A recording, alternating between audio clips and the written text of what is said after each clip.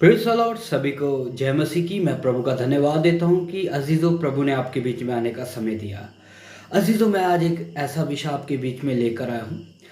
मैं पिछले दिन एक परिवार में गया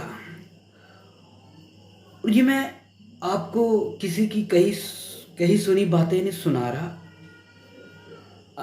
आंखों से देखा है, कानों से सुना है, फिर ये आपके बीच में बता रहा हूँ।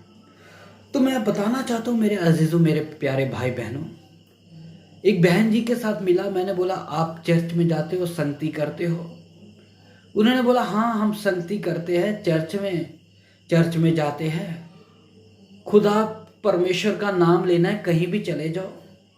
दिक्कत खोड़ी है, कोई परेशानी खोड़ी है? तो मैंने बोला ठीक है। मैं भी सोचने लगा, लेकिन मैं आप लोग जो सुन रहे हो, आपके साथ भी ऐसा हुआ होगा। आप भी कभी कई समय था, आप भी ऐसे ही बोलते होंगे, चर्च ही जाना है, संगति करना है। आज मेरी बात को कोई लोग पहली बार सुन रहे होंगे, तो ध्यान देना अजीजों, मेरे प्यारे भाई बहनों। देखिए, चर्च में जाना है, अच्छी बात है। आराधना करना है, संगति करना है, प्रभु के साथ समय बिताना, वो अच्छी बात है। तो मैं आज आपके बीच में कुछ बात बताना चाहता हूँ। कुछ लोगों की यही सोच है, चर्च ही जाना है, संगति करना है, कहीं भी चर्च में चले जाओ, कहीं भी घुस जाओ। लेकिन मेरे अजीजों, आपके घर में दूध आता है? फॉर एग्जाम्पल, मैं उदाहरण के तौर पे आपको बता रहा हूँ। आपके घरों में दूध आता है, जहाँ आप दूध लेने के लिए जाते हो। एक दुकान आपके घर के पास है, एक दुकान 2 किलोमीटर दूर पर है। समझ आ रहा है? और जो घर के पास दूध वाला है, ध्यान देना, घर के पास जो दूध वाला है, उसके दूध में थोड़ा सा मिलावट है। वो अपने दूध में मिलावट करता है, जहाँ पाउडर डालता है, जहाँ पानी डाल के दे देता है, और जिसके कारण आपकी तबीयत जो बिगड़ जाती है, आपके बच्चे बीमार हो जाते हैं। उसका रेट भी ज़्यादा है। उसी मुताबिक एक 2 किलोमीटर या 1.5 किलोमीटर की दूरी पर जो दूध लगाकर बैठा है, उसका दूध अच्छा है, वो मिलावट नहीं करता। और मैं बताना चाहता हूं अजीजों, इन दोनों में से आप दूध किसके पास लेने जाएंगे? जो मिलावट करता है या जो सही दूध देता है? रेट दोनों का क्या है? सेम है। रेट दोनों का क्या है? सेम है। लेकिन मेरा सवाल है, आप किसके पास जाएंगे? एक घर के पास बैठा है, एक थोड़ा 2 किलोमीटर दूरी पर बैठा है।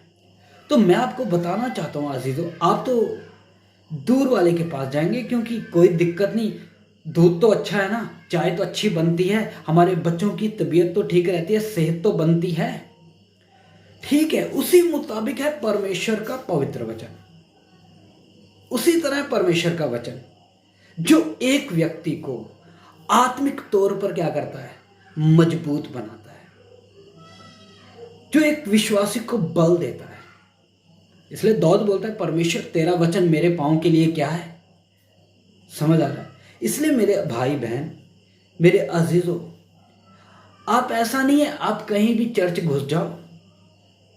आप बोलोगे बस लेना तो परमेश्वर का नाम है, पर फायदा क्या है अगर वहां से आपको आत्मिक खुराक ना मिले, आत्मिक भोजन ना मिले, जिसके द्वारा आपका भीतरी मनुष्यत्व ताकतवर हो सके? फायदा क्या है?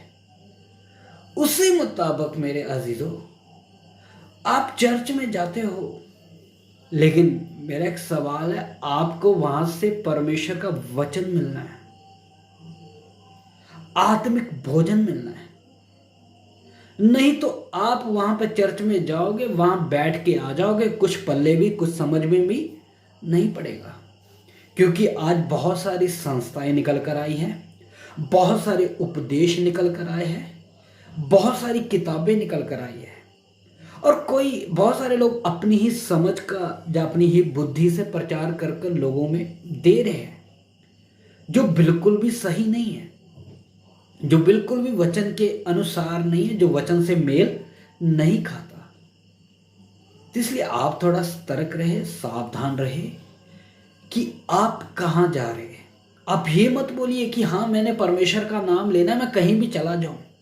नहीं, ऐसे बात बनने वाली नहीं है। आज उसी तरह पौलुस लिख कर गया है कि मेरे जाने के बाद, पौलुस क्या बोलता है, मेरे जाने के बाद कई भेड़िए आएंगे जो कलीसिया में घुसेंगे और मेरी भेड़ों को फाड़ खाएंगे। आज कलीसिया में बहुत सारे सेवक, कई विश्वासी भाई बहनों को लूट रहे हैं। उनका दान, उनका दसवंत, इन चीजों में लूट रहे हैं और उन्हें वचन नहीं दिया जाता। बस उनको बोला जाता है तेरी ये जिम्मेदारी है, तूने ये करना है, तूने ये लेकर आना है। तो मेरे भाई बहन, अगर वचन ना मिले तो फिर उधर बैठने का फायदा क्या है। आप फिर ना दूर वाले के पास चले जाओ, वो तो कुछ ना कुछ तो देगा आपको। उसको आपके पैसे का लालच नहीं है, उसको ये है कि मैं सही चीज दे रहा हूं जिससे एक विश्वासी का जीवन बन जाए, एक विश्वासी सिद्ध बन जाए, एक विश्वासी परमेश्वर के योग्य बन जाए। इसलिए मेरे भाई बहन, वचन को समझे, गंभीरता को समझे और ऐसे वैसे मत जाकर बैठ जाए। आप वहां पर जाए जहां पे आपका आत्मा को क्या मिले, तृप्तता मिल सके, जहां से आपका आत्मिक जीवन बलवंत हो सके, परमेश्वर की भरपूरी आपके जीवन में कार्य करे। इसलिए बहुत सारे चर्च है, बहुत सारी शिक्षा है। आप सावधान रहे, आप वहीं जाए जहां पे वचन के अनुसार की सेवा है। तो सभी को मारनाथा, जय मसीह।